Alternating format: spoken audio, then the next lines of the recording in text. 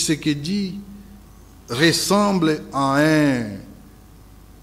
un forcené qui se trouve comme par hasard porteur d'une mitraillette dans un stade rempli disons, de spectateurs.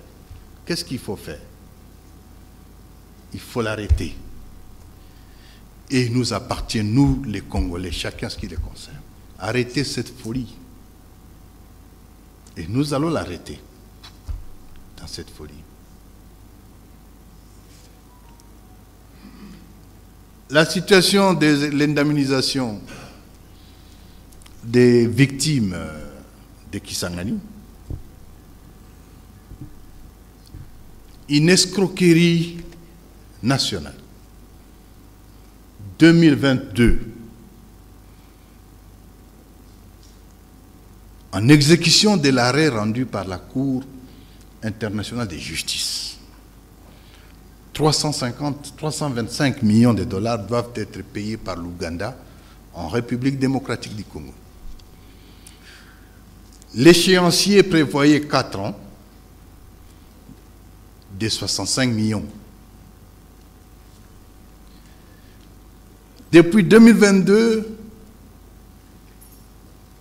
3 échéanciers ont été déjà payés, soit un montant de 195 millions de dollars. Ces fonds sont payés par l'Ouganda pour une destination claire, indemnisation des victimes. 2022, une clique tribale s'est mise en place, dirigée par M. Tshisekedi lui-même. Le premier échéancier de 65 millions sont tombés. C'est Tshisekedi qui gère cet argent. La clique tribale était composée de qui? Et je dénonce. Et ils répondront, tous ces mondes-là. M. Tshisekedi lui-même, l'ancienne ministre d'État, qui était ministre de la Justice et garde des Sceaux, Madame Rose Mutombo, l'ancien ministre des Finances, et encore et toujours lui, M. Nicolas Kazadi,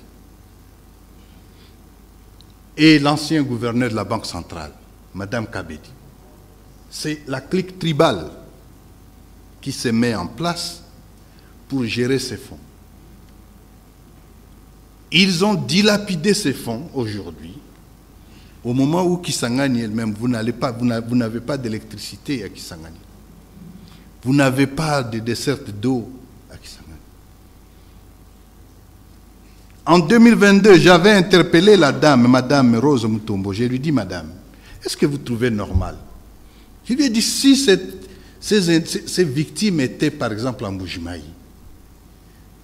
alliez-vous vraiment accepter que non? Qu'une clique tribale se mette quelque part pour gérer des fonds qui ce n'est pas les fonds de l'État, mais destinés aux victimes. Par la suite, ils ont, Madame Mutombo est partie et on a mis maintenant un autre aventurier qui s'appelle Mutamba.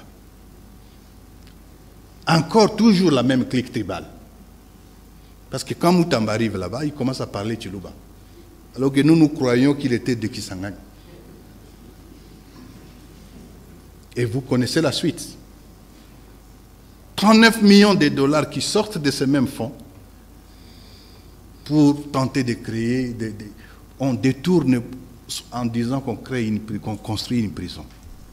Voilà la question de Frivao. C'est un crime. Des gens sont morts à Kisangani.